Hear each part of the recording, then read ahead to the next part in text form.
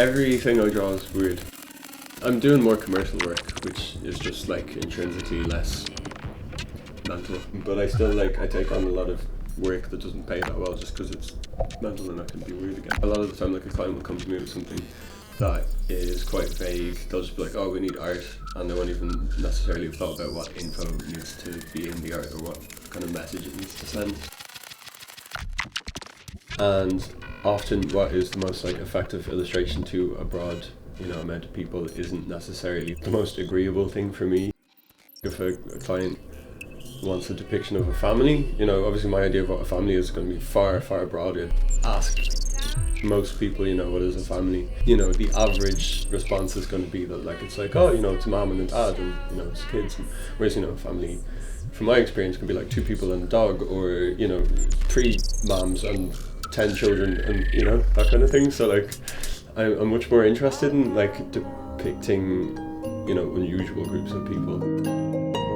And the other is a falling star. It's a falling star.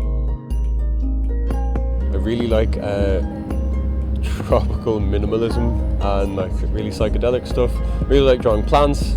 Really like drawing naked people. Whenever I can get an excuse to draw those are my favourites.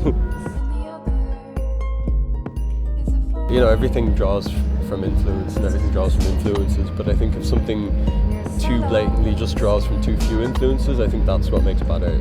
I think if you can, if you can distill a really diverse array of influences, and that can be books, it doesn't necessarily have to be visual, it can be anything. I think that will automatically, generally, become good work. I think if you're consuming enough good quality culture, you'll probably create some good quality culture, but you have to be quite tough on yourself.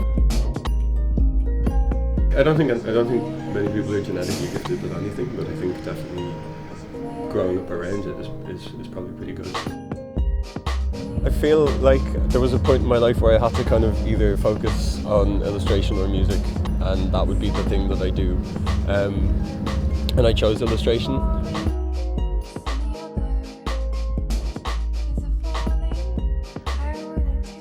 We're going to add 20,000 light years of butter.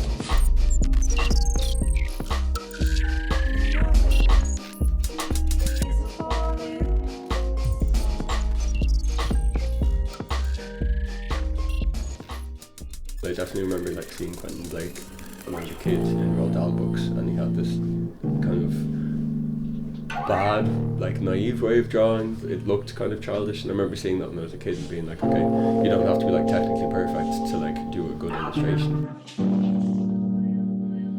If I had lived in the 60s, I would probably find it a lot more easy, because I think my natural style, or the style that I definitely started out with when I was a teenager, was something like Tommy Ungerer or Ralph Steadman, messy, splotchy, watercolor stuff. But for me to do that now would just be really derivative.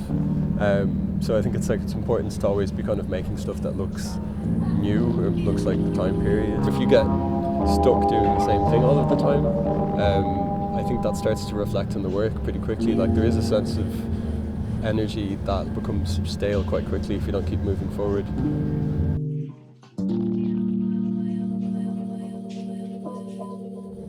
I think it is a waste of time. I think everything's wasting time.